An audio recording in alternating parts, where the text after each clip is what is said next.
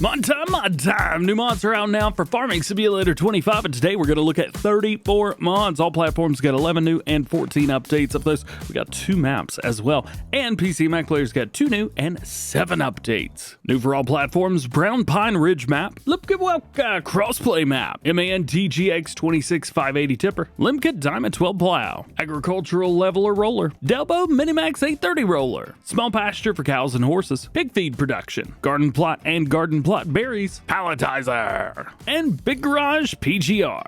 And your new ones for PC and Mac players include the Work Tool Positioner and Adjust Tramlines for missions. If you like videos like this one, make sure you subscribe, and let's check out today's mods. Let's start off with a new map for all platforms. We got Brown Pine Ridge, Shanty Boys, Mr. T-Bone 39. This map is 28.5 megabytes large. There are like front loader shovels that are higher than this is. Goodness gracious.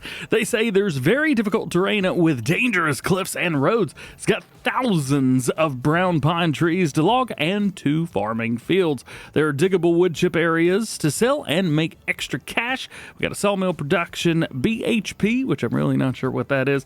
5 buyable lands in total, and the 2 fields that we talked about. So here you go. Here is everything that we can see on it. We're not going to be worrying too much about crop types because, well, there's really not much when it comes to crops on here.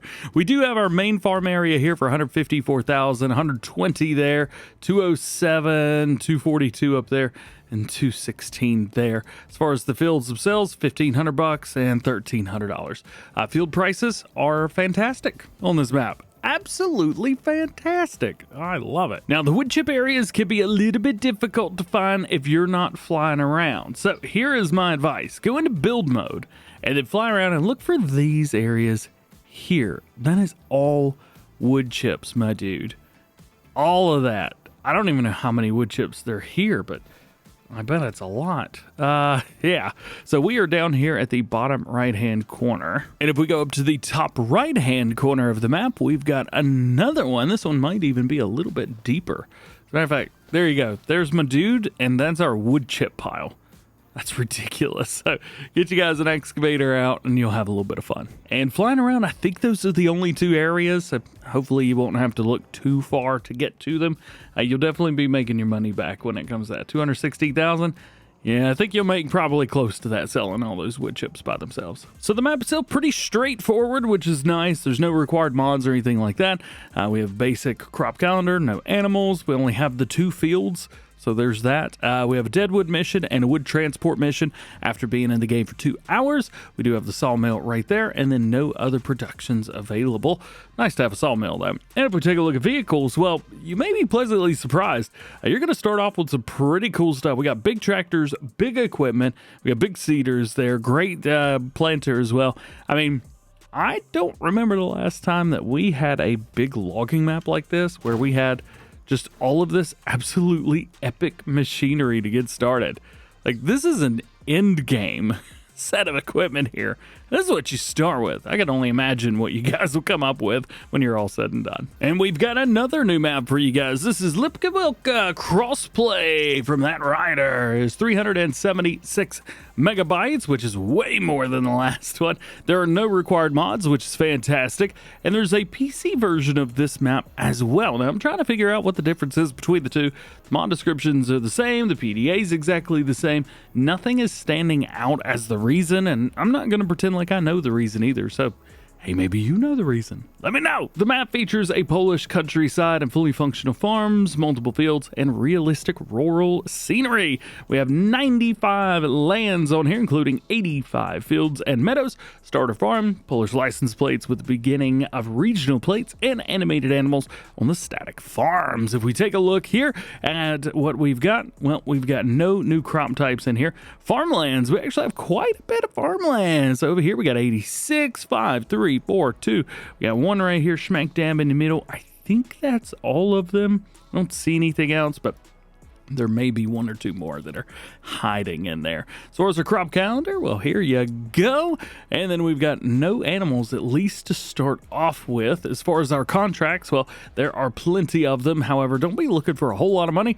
There's not massive fields on here. There's a couple, don't get me wrong, but there's not a bunch of massive ones. We got one production, a sawmill on here. And then as far as our vehicles go in new farmer mode, we do start with some decent stuff, but not a lot of it. So what you see is kind of what you get right there. Also, if it looks a little dark-ish, well, it's because there is some kind of filter put on this. Now, I usually put a LUT on my videos at the very end just to kind of make colors pop a little bit. You know, I'm not changing shadings or anything like that, but the reds look a little bit better. The blacks are a little deeper. But this one is pretty dull. No more maps, but we do have an MAN TGX 26580 tipper. This is pretty interesting. So 580 horsepower to start with. We got an automatic transmission, 490 liters of fuel, is 49 miles an hour, and holds 11,000 liters. As far as our configuration, we have a hydraulic hatch around here. We've got a big door, which adds it from 11 to 15,000. Then we can increase it with a grain add-on up to 26,000. You can also do the silage, which is also 26,000. Well, brands, we got Continental, Trelleborg, BKT, and Lizard, and they do not look too bad at all. I like that we have the choice between kind of an off-road version and an on-road version. Makes me happy.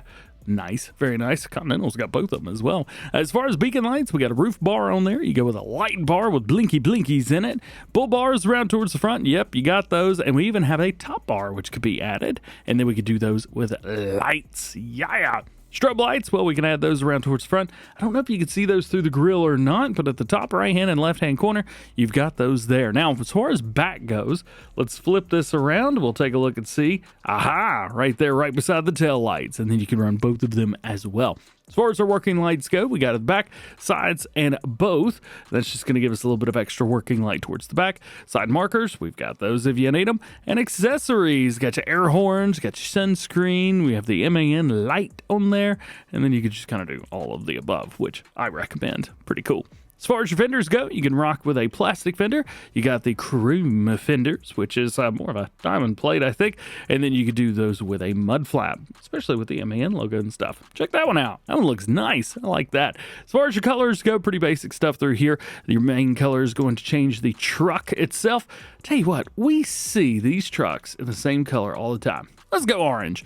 Tipper color on the back. There you go. Doesn't look very good through there. So let's just change that up to a Ooh, silver. I like silver.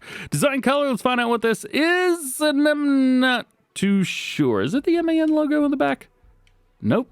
I am not quite sure what this does. Anyway, and then we have a rim color themselves. Let's go back to the green silage add-on. Nope. Really not quite sure what in the world that changes. Here we are in game. Let's take a look at the blinky blinkies. So light bar at the top. We've got a double flash and then both sides. Boom, looking good. As far as in the grill, just doom, doom, doom, doom. Guessing we'll see the same thing at the back. Yeah, doom, doom, doom, doom. And then it looks like we're getting the same thing for the beacon bar. Yeah. There you go. Not too shabby. Doesn't look like we could do anything other than load and unload with it. But it's a good looking truck. Check that out. Oh yeah, and one other thing as well. We got a trailer hitch on the back, so you can pull different stuff with this too. Love it. Next up, a big old Plow, the Lemken Diamant 12 plow. 240 horsepower, 4.8 meter working with at 8 miles an hour. We could change up our rim colors, but that is it. Otherwise, it's a 56 grand, and it is yours. It's a neat one, the Agricultural Leveler. Now, this is a roller in-game, but it is meant to be used in your fields. 150 horsepower is required on it, 5 meter working with at 8 miles an hour. We could change up all the color options that we want in here. I think that is kind of neat. It's also pretty cheap, 3 grand. So if you're looking for like an easy way to roll, or maybe you've only got like 10 grand, you could buy 2 of these, rock them in your field. Hey, that's at least 10 meters of rolling that you could do with that. That is pretty cool. Not often we get 2 roller mods that are very different in one day, but here we go. The Dalbo MiniMax 830s from 76 max is a 7.8 meter working with 95 horsepower required, 9 mile per hour max working speed, $17,000 MiniMax. Can't roll my tongue. There we go.